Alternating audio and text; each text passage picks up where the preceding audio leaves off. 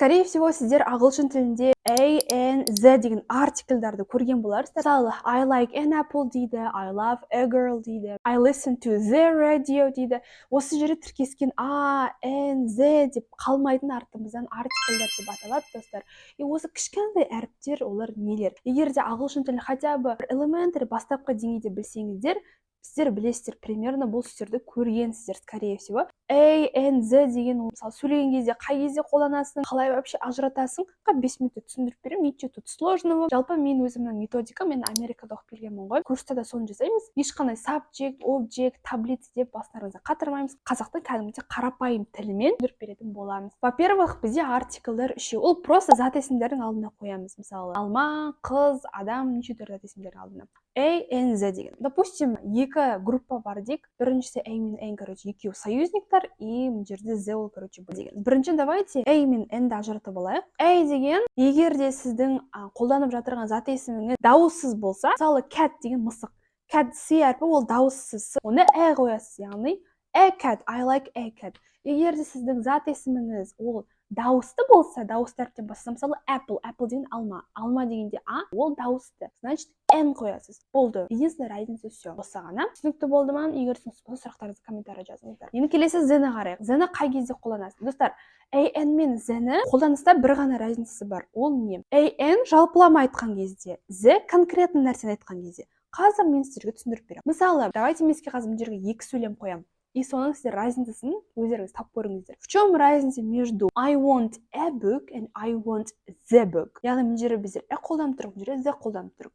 Вроде бы сөйлем бірдей, иә? Бірақ та неше түрлі артикльдар, екі түрлі аты қолданып тұрмыз. Яғни бұл сөйлемнің мағынасын толықтай өзгертеді. Айтқанда I want a book деген ол жалпылама айтып тұр. Яғни мен жалпы кітап жақсы көремін дейді. Не определенный белгілі бір кітап емес, жалпы кітап оқыған жақсы көретін болып тұр ғой адам. Ал I want the book деген Z деген жалпы біздер қазақша белгілі бір деген сөздерден дұрыс болады. Мысалы, мен белгілі бір кітап хочу дейді. Яғни бір определенный бір кітапты хочет ол.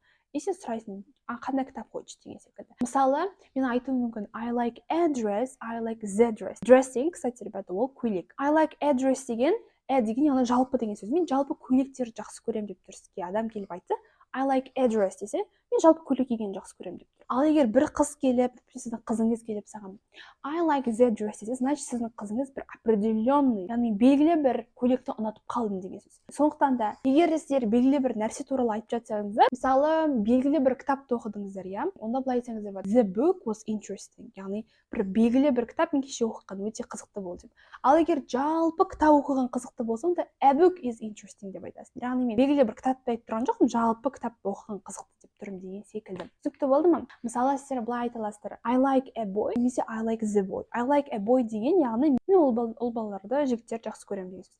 I like the boy деген, яғни сен белгілі бір ұлды ұнатып қалғансың. Белгілі бір жігітті жақсы көріп тұрсың, сен белгілі бір адамды айтып тұрсың. Мен белгілі бір ұлды ұнатып қалдым деп. Мысалы, сіздер ит дегенді жалпы жек көрсеңіз, любой ит, ол неважно, ол овчарка ма, дворняжка ма, в целом жек көресіз, в общем, да. Айтасыз, I hate a dog дейсіз. Өйткені сіз жалпы иттерді жек көресіз. Ал егер сіз бір белгілі бір, именно определенный бір ит, жалпы ит жақсы көресіз, бірақ бір ит бар жыныңызға тиетін. Мысалы, көрші ағаның иті болуы мүмкін, да. Мысалы, мен туып өскен Орал қаласында Сашка деген бір көршіміз болған, Сашка ағай, орыс ағай. И соның бір иті болады, мен соны жек көретінмін. Жалпы иттерді жақсы көремін, бірақ именно соның итін жек көремін. Онда мен былай айтамын, I hate the dog деймін. Яғни мен белгілі бір итті жек көремін деген сөз. Сондықтан да егер сен жалпы иттерді жек көрсең, барасында адамға I hate a dog дейсің. Егер де бір определенный біреудің итін жек көрсең, да I hate the dog дейсің. Түсінікті ғой? Достар, егер де сендерге AN мен Z-ның айырмашылығы түсінікті болса, міндетті түрде лайк басып, подписаться етіп кетіңіздер және комментарийға жазыңыздаршы, міндетті түрде өтініш. Түсінікті ма, пайдалы болды ма? Өйткені мен білгім келеді да, сіздерге вообще пайдалы болып жатырмын ба, пайдалы болып жатқан жоқпын ба, сол туралы өзім білгім келеді. Сондықтан да міндетті түрде жазып кетуді ұмытпаңыздар. Достар, егер тағы да көбірек осындай қызықты материалдар түсіргенін қаласаңыздар, тоже комментарийға жазыңыздар. Көбірек материалдар бізде, кстати, Telegram каналда барлығы бар. Егер де мен ағылшын курсын туралы толығырақ білгіңіз келсе, WhatsApp-қа жазсаңыздар болады. Интроверттер болсаңыздар, анкета толтырып кетсеңіздер болады. Просто өзіңіздің атыңыз, телефон нөміріңіз болды. Тағы да басқа да сұрақтар болса, міндетті түрде жазыңыздар комментарийға. Тілектеріңізді жазып кетіңіздер. Мне будет очень приятно. мен шынымен де пайдалы болу үшін түсіріп жатырмын бұл видеоны, шын ниетіммен.